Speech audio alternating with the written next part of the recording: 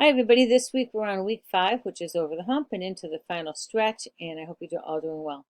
So, this week we're going to be discussing community programs. We're going to be looking at two in particular, some halfway houses in the GRADE program. And I'm hoping there's many to look at, and I'm going to be sending you PowerPoints as well as some extra reading, stuff you can go, places you can go to on the web that I found that were very interesting. So our first discussion is going to be on halfway houses. What benefits do halfway houses offer to the offender, the community, and the criminal justice system? Now, when you think about this, I want you to use any personal, not you personally, but any of your life lessons. Have you had a halfway house in your community? Does your community have a halfway house? As a taxpayer, how do you feel about community, halfway houses? How would you like having a halfway house next door to you? Or is it not my backyard? And there's a lot to discuss in that because there are halfway houses that are specifically for sex offenders. And we have one in our community that was for 4 adult males in a home that was for level 3 sex offenders. And in Massachusetts, you do not get to dictate what kind of halfway house is in your neighborhood if it's in a private home. And they're in private homes. Some of them are in private homes. They're DARE households that are through the Department of Youth Services. So you have an adult males that are doing their time, 17, 18. They're timing out on it, but they're still, pretty much adult males or females. This happened to be adult males, but it could be females living next door to a grammar school. And because they had to register as sex offenders, it became a real issue. And so there was no way we could stop that. But the neighbors were able to go to um, DYS and say, look, this is just really unfair. And DYS listened and they moved them, but they moved them because they felt that the family was not a safe family. Not because they were told that they couldn't have it there, but because they felt that the family wasn't safe because they were level 3 sex offenders and they had a 5-year-old living in the home.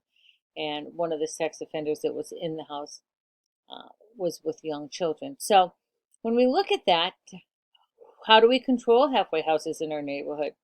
So, what are the pitfalls to the offender once he or she is released? I mean, are we setting them up for failure when we put them in a halfway house and they have this great halfway house and they have people helping them stay on track, and then their time is up and now they have to go into society and they have no place to go. They have nobody keeping track of their day to day, what they're doing. So I want you to look at all that and but put yourself in that saying, could I have that in my backyard and be okay? The next thing we're going to be doing is the paper. And the paper is, let me get to that, on the GRADE program. And I'm going to be sending you some stuff on that.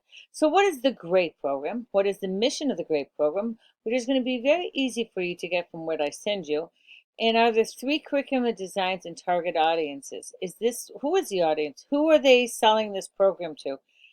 How effective is it? Because we know that the DARE program was not effective and, cost a lot of money thrown into what was thought to be a good cause and it turned out to be a real loser. So these are things that are coming your way, and I hope that if you have any questions, you certainly would ask. The PowerPoints I'm sending you are going to be on Probation and Parole Chapter 10, and that's not it. PowerPoint number 10, and it's going to be you're going to have 9, chapter 9 as well. And there's a bunch of great information in there that you can use and it hopefully will help you. But as always, if you need help, I'm here for you. Just let me know what I can do to help you and I'll be doing whatever I can for you. I think that when you're looking at the PowerPoint presentations, you'll be able to find out what supervision is, what intensive probation supervision is, IPS. Does IPS work and has it worked? Does it work in your community? Do you have it where you live? Do you even know what it is? Do you know what electronic monitoring is? And who gets electronic monitoring? So I wish you all the best. If you have any questions, give me a call. Bye bye.